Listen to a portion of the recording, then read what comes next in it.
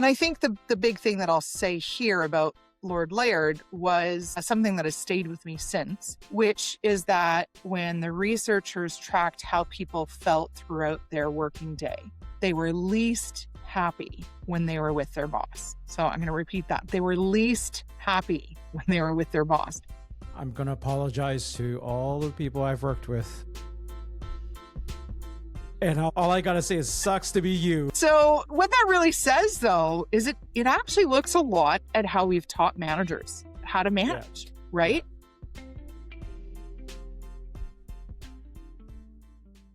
And welcome back, everyone, to the Coachful Coaching Leadership Podcast. This is your host, David Fung. I am an executive coach and the founder of Coachful Coaching, and I help leaders get out of their own way so that they can reach new heights and bring more joy to their hustle. And today I am joined by Andrea Carter. She's an organizational scientist, founder of Belonging First, and an adjunct professor at Adler University. Her work focuses on helping leaders turn belonging from a vague cultural idea into something measurable and actionable. She writes Belonging First, Rethink Culture, a Substack for HR and people leaders, and her research and consulting work has spanned more than 150,000 employees across 8 industries. Well then, Andrea, how's it going? Hi, David. Thanks so much for having me. I'm so glad to be here. Excited to be here, and I'm going to stay super engaged with what makes humans actually perform at their best at work. Mm-hmm. And I think we can do a lot of really cool discussion about that because we're going to look at what the brain needs to be in the room and fully contributing. Mm-hmm. Yep. You off camera, we were talking about belonging. Obviously, that is the name of your company. So, definitely there is that is a focus of your research and your work with organizations. But before we go there, you just did a tour of Europe, went on a trip there. I was looking at some of your Substack there and talking about some of the things there. But you said you also made a detour to Google HQ. Yes. And you were there to talk more about that, like what you were doing there with other scientists. You bet. So Belonging First methodology is really the first scientifically validated framework for measuring organizational belonging and looking at it through a relationship perspective. So I essentially publish and have peer-reviewed, journals on belonging specifically and what you need in order to belong, what your brain needs. And last week I was invited to Google headquarters in London, specifically to present to about 250 leaders at the launch of the Global Workplace Happiness Report. And everything that I do lives in belongingfirst.com. So the research, the frameworks, there's a free diagnostic. And I think the cool thing about the experience of being with all of those scientists, all of those leaders, there was a stat that said that the people who were in that room collectively impacted 3.5 million employees. So to think about the fact that only 5 days ago I was standing there and we were launching this Global Workplace Happiness Report that was led by scientists, economists, culture leaders. One of the people who opened the day was Lord Richard Layard. And I don't know if you've ever heard of him, but he essentially is from the London School of Economics. He opened the day, and his work essentially shaped well-being policy globally. And so he presented that there is an econometric that actually shows that happy workers produce measurably, trackably, financially better outcomes. Not slightly better. Measurably better. And so he's an Oxford researcher. And what was cool about some of the research that he did, just as a quick sidebar, was that he actually looked at workers who were in a call center, and those who were seated near windows were more productive on days with good weather. Workers not near windows showed no change. And so the environment was literally shaping the output of performance. Mm-hmm. And I think the big thing that I'll say here about Lord Layard was something that has stayed with me since, which is that when the researchers tracked how people felt throughout their working day, they were least happy when they were with their boss. So I'm going to repeat that. They were least happy when they were with their boss. I'm going to apologize to all the people I've worked with. And all I got to say is sucks to be you. So what that really says, though, is it actually looks a lot at how we've taught managers how to manage, right? And, David, I think now you're looking at coaching and every leader who's now listening to this, because if people are least happy with their boss, the question isn't really about how do we fix employees then. It's about how, what are we asking managers to do that they were never equipped for? So why are people least happy with their boss? Yeah, well, it was really interesting because the Global Workplace Happiness Report surveyed 80,000 employees across 115 countries. The highest scoring item in the entire data set was job requirements, meaning they were most content or most comfortable, if you will, with job requirements. People know what to do. It scored 8.2 out of 10. Workload management, 7.9. Productivity, 7.6. But when they ran the analysis on what actually predicts whether those same people are happy at work, it was inspiration and belonging that scored the most important, followed by feeling valued and then values alignment. And the things that organizations invest the most in are scoring the highest. But the things that actually predict whether people stay, advocate, or perform are scoring the lowest. So what that says is that organizations are investing the most in what matters the least. And the operational mechanics are, work of functioning, but the human infrastructure that sustains performance through difficulty and change and friction has systematically been underbuilt. So can you re-summarize that? What are organizations over investing in and what are they under investing in? Yeah, so they're over-investing in job requirements. They're over-investing in job requirements, workload management, productivity. They're under-investing in inspiration and belonging, feeling valued. Okay. And is that tools or soft skills related to productivity and job requirements, or is it something else related to that? I'm just curious, what are they investing in there? So I would say across the board, what was interesting from that report was simply that the indicators all pointed to the fact that organizations need to be able to start building infrastructure around belonging. Now, what's fascinating to me about belonging is that most people think belonging is a feeling, whereas my research actually measures how it becomes performance science. And so, my research across 150,000 employees identified 5 indicators that tell you whether belonging is present. And if those 5 indicators are not being leveraged, they're actually an integrated neurological system. For a coaching audience, think of them as the 5 things a leader or a manager can learn to regulate, right? So comfort calms the system. When clarity replaces ambiguity, cortisol drops. And from a managing perspective or managing coaching action, this is as simple as starting meetings with a transparent context. So here's why we're meeting today. Here's what we need to accomplish. Here's what the decision, that needs to be made is. That's comfort. We need to instill the use of simple language to have that indicator present so that people's brains can actually come out of protection and into performance mode. Mm-hmm. Connection bonds the system. So think of this like when information is shared and not withheld, when you're getting to know and understand your peers and that becomes routine, that's connection. So manager coaching action would be end team meetings with who helped you move something forward this week. That single question activates oxytocin and builds trust through positive reinforcement rather than through where it's a transaction. So most managers manage through relational transaction. What I'm saying is we actually have to manage through relationships. Contribution, that activates the system. So contribution was actually the strongest predictor of intent to stay in the research. People need to know that their work matters, not that they're busy. That's engagement, right? Engagement measures who's busy. Contribution actually measures who is creating real impact. And from a manager coaching perspective, you have to be able to name the impact, not just the outcome. So you have to be able to say something to the effect of, your analysis changed how we approach this decision. That's very different than saying, hey, good job on that project.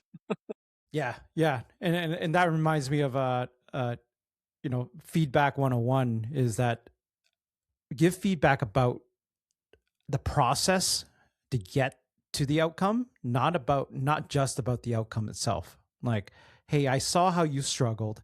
Saw I understand and I felt the emotions that went through this project, but now the impact is you changed X in how we do things.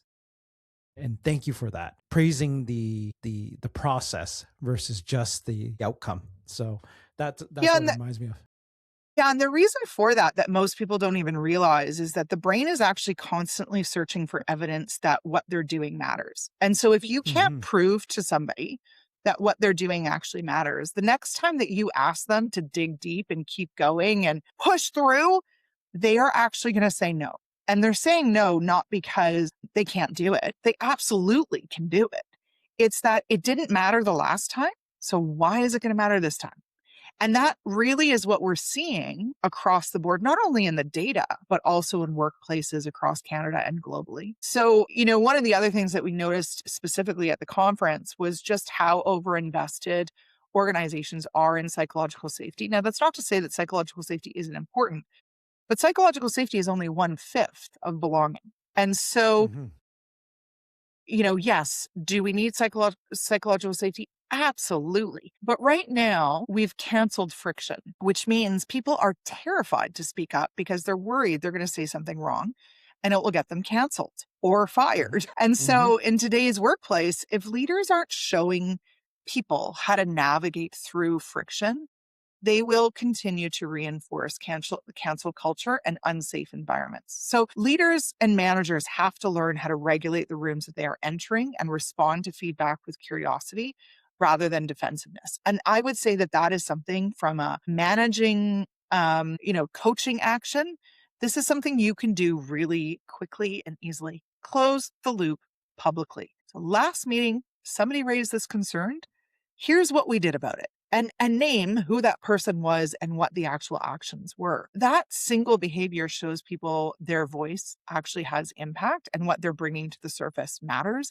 And that it's not something that the organization is going to get defensive about, but that they're going to get curious about it and they want to know more. I would say that's one of the biggest places that people can lean into very quickly. And then, of course, well-being. So well-being is the fifth indicator of belonging. And when we think about well-being, this is where you're building in structures for recovery. And what I mean by this is it's actually really skewed right now because there's millions of dollars being spent on resilience training. But the resilience training that's being given is What's like, that even mean? hey, right? Hey, here's an app. Here, go meditate, go work out, go do these things. Resilience is about being able to go through the natural element of your brain being in stress and recovery mode. Stress mode is actually when it's normalized and when it's working properly, your brain actually is able to think through problems, problem solves, make executive decisions, innovate, be creative, Mm-hmm. contribute, work as a team. When that's not built in, so what our organizations are in effect saying is, here's some resilience training, go over there, figure it out for yourself, and come back when you're healed. Mm-hmm. And what I'm saying is that's actually the worst way that you can try and create well-being. And you can tell that by all of the research that we have on disasters, natural disasters. And when people have people infrastructures where people are helping people recover, where recovery is normalized, not penalized, that actually leads to a 40 to 60% faster recovery than somebody who is on their own. So Mm-hmm. all of the mental health, all of the elements that we're seeing on burnout right now, that is being accelerated by all of these workplaces saying, go over there, figure out your mental health issues and come back when you're fixed.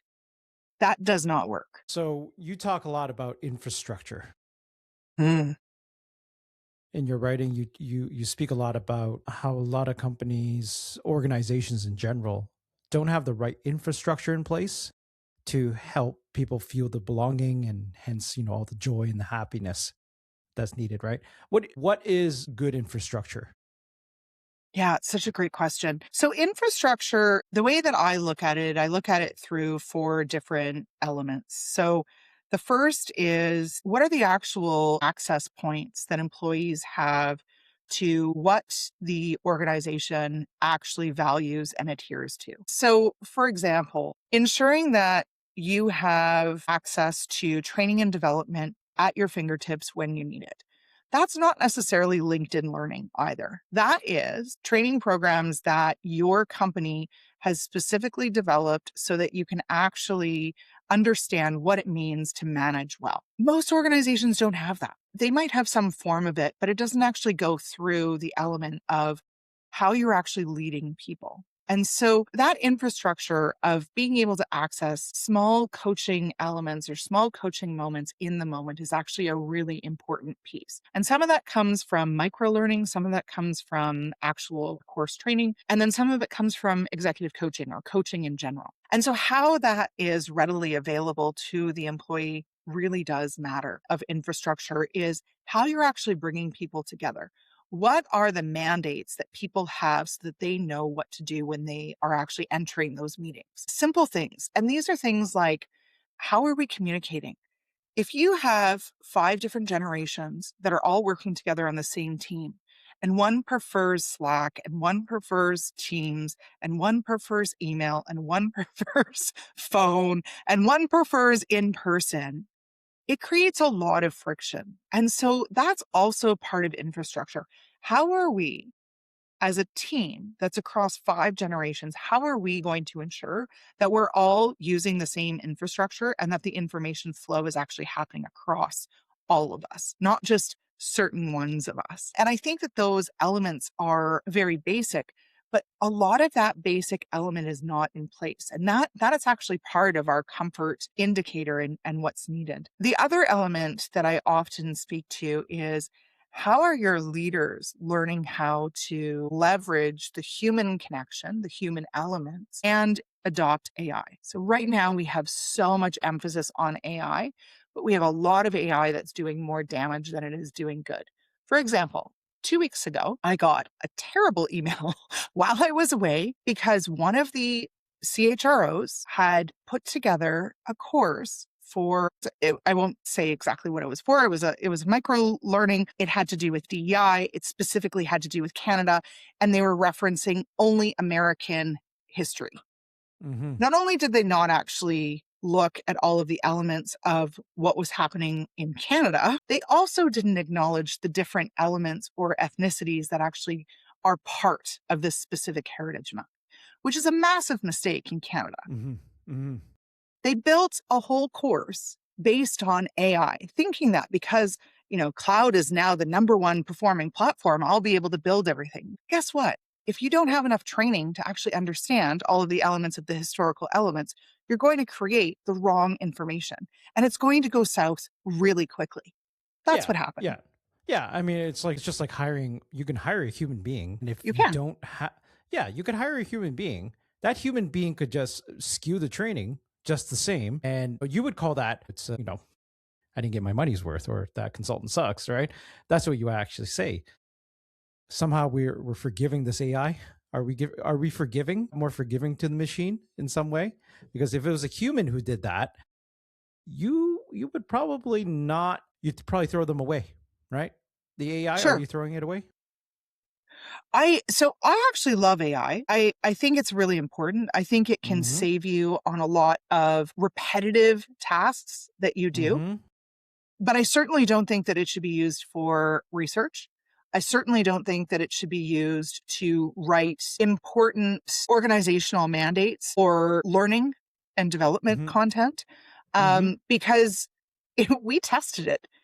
We actually put it through our models to see whether or not it would reproduce our data analysis that has been peer reviewed. And it could not ever produce the intersectional mediation analysis that we have created. And what that means is that when we look at human data, we're only ever looking at the infrastructure of one identity, and human beings are never reduced to one identity.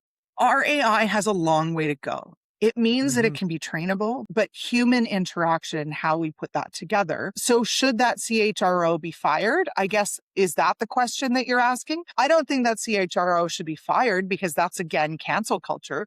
But I do think it's one of those things where we have to learn and know better. And the problem with that specific example was that that CHRO didn't have enough knowledge to create that course on their own and shouldn't have been Yeah. doing that. They Yeah. should have had a team of people, or they should have had a team to actually check Yeah. to ensure validity. And so Yeah. those are the places where I think a lot of people get stuck because they forget about the human component. And you don't know what you don't know. And I think that's a place where, when it comes to infrastructure, a lot of CHROs are looking at it through the lens of what initiatives are we launching this year? And that has actually got us into a lot of trouble because Hmm. it allows for a lot of mistrust or distrust of HR as a whole. Yeah. So, bigger question here then is that if we know so well from studies that belonging is one of the most important factors, if not the most important factor to workplace happiness for employees, why is it so hard to implement? Yeah. So, one of the things that I would say, there's kind of two pieces that I want to speak to there. So, the first is there is a 50-50 equation that has to happen with a belonging environment. A fitting in environment is it's 100% on you, David, for you to behave, act, wear the right clothes, look the right way. And if you can't, then you don't actually fit in. Uh, that has been how organizational fit has run for, since a lot of our organizational studies have come out, centuries, right? And that all goes back to how we're socialized. Belonging, on the other hand, is not a top down initiative. So I think what happens is that in order for belonging to be created, we actually have to have every person within that team understanding that they are not only 50% taking, they are 50% giving. And yes, leaders set the conditions, but every single person on that team should be looked at how they are also giving belonging in relationship to the organization. And what's fascinating about the research as well, it wasn't just about, happiness. Employees actually see the organization as a relationship, whereas organizations see it as a transaction.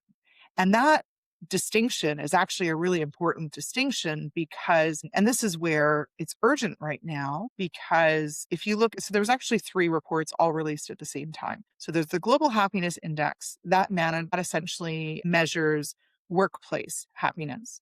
Then there was the World Happiness Report, which studied 200,000 people across 30 European countries over 8 years.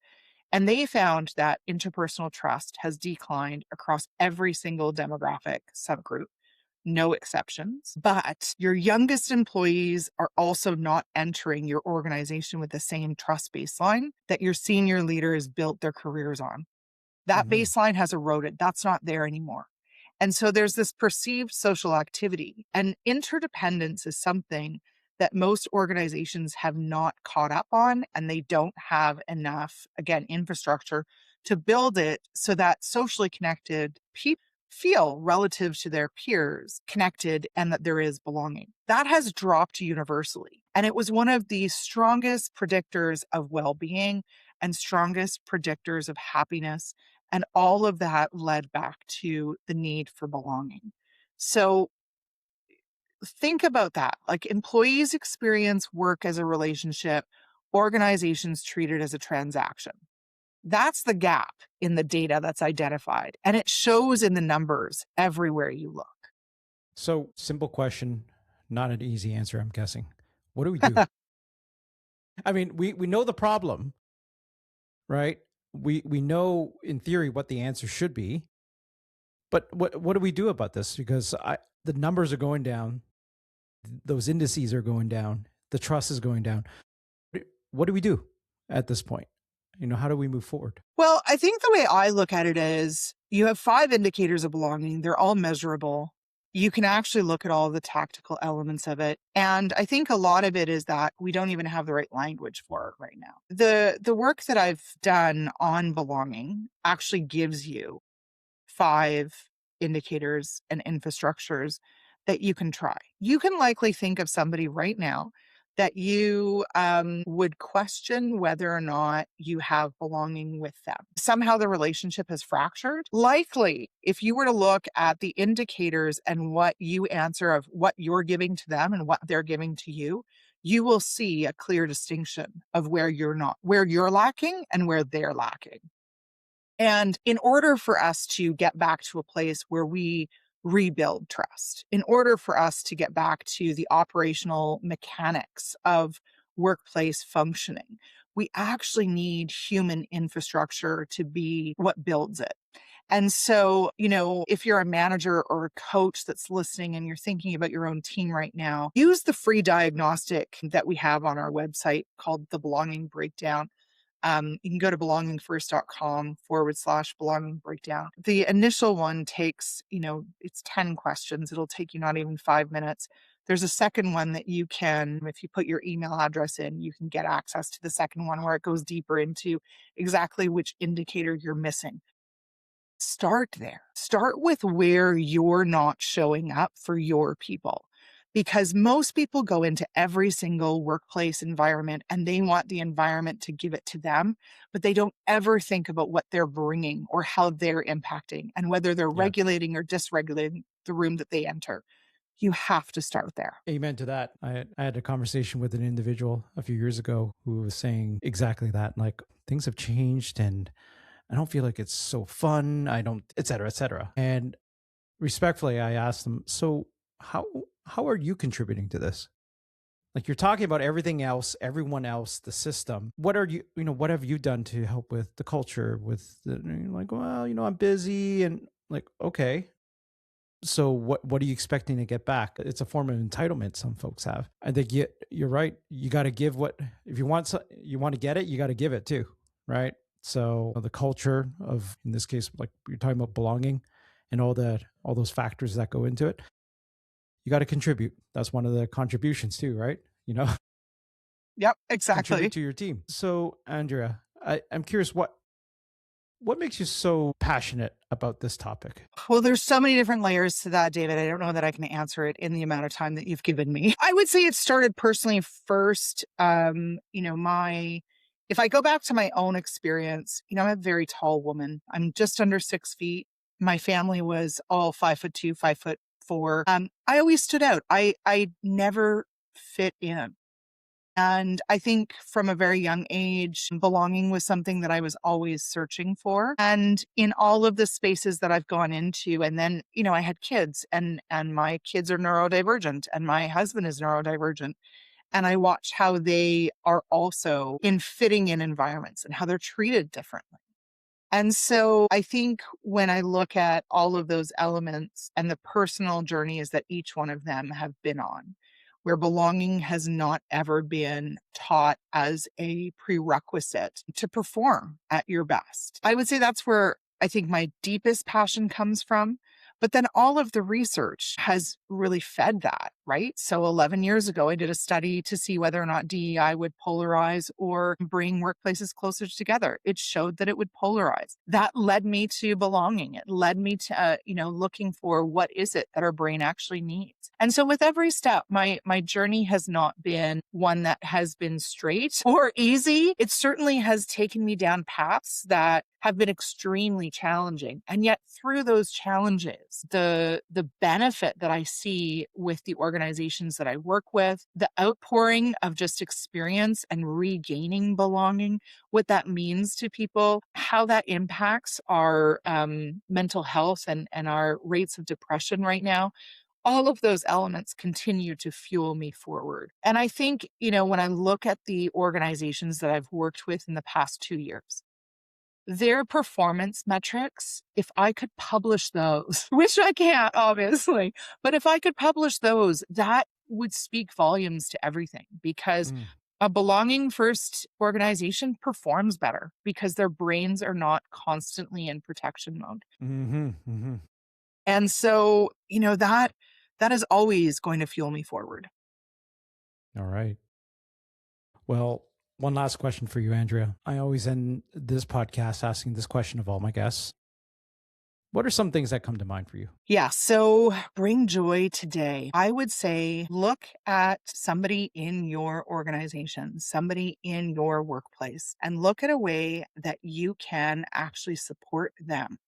Look for a way that perhaps they actually need more clarity. Look for a place where maybe they're struggling. Show up for somebody else. And in showing up for somebody else, your joy actually increases. And so, simple things, asking somebody who, maybe you don't talk a lot to, ask them about themselves, get to know them, look to understand them.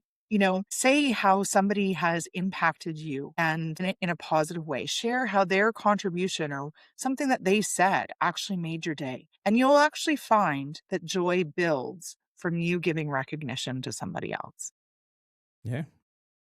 Service, giving. Service, giving. Yes. And that's a form of belonging as well, isn't it? Well, that's part of contribution. Absolutely. So it's one of the 5 indicators. Yep. All right, Andrea. Well, thank you very much. You're right. We could go on longer, but we got to stop here today. So thank you very much for stopping by at the podcast. And thanks everyone for listening in to the podcast. If you enjoyed this episode, please like it and share it with your friends. All right. We'll chat soon. Bye. That's a wrap on this episode of the Coachful Coaching Leadership Podcast. I'm David Fung, and my mission is to help leaders grow, lead with impact, and build thriving teams. If you found this valuable, subscribe, leave a review, and share it with a fellow leader. Until next time, keep leading with purpose.